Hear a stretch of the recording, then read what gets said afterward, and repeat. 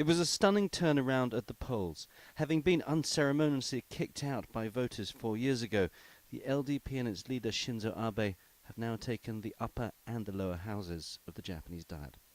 The LDP had campaigned hard on a platform of constitutional change. They promised to restore national pride and Japan's military.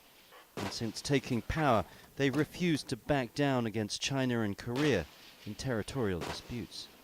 But is that actually what the voters wanted? Some analysts feel the constitutional reforms are an afterthought, that most people voted for strong economic leadership.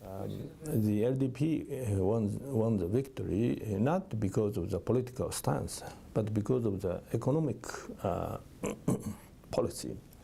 Thus far, it's worked. Mr. Abe has reformed the Bank of Japan, brought down the value of the yen and pushed the economy back into growth for the first time in a decade. And the policy of Abenomics, as it's become known, is taking on Japan's famous bureaucracy. Even Mr. Abe's political opponents are on board. The Restoration Party, also in agreement on the constitutional reform, is keen to introduce changes.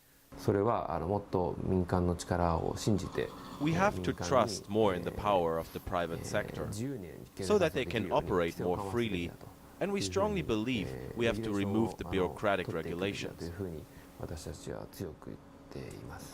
But while the domestic economy is doing well, trade with neighbours is not. The recent territorial disputes are estimated to have cost Japan billions of dollars in lost trade.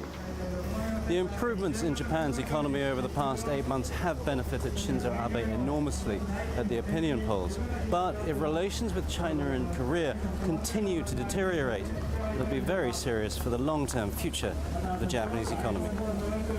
But Mr. Abe is unlikely to be swayed. His legacy will be constitutional change, and economic success is the way to sell it to voters. Constitutional reform is this sacred trust. So that is what is driving him. That is his ends, and Abenomics is the means to that, those ends. And Abenomics can only do so much.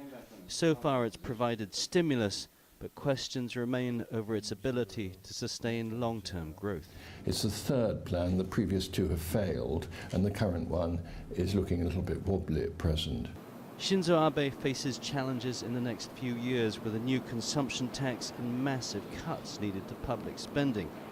But in order to maintain public support for his constitutional changes, they'll have to ensure his economic performance stays on track.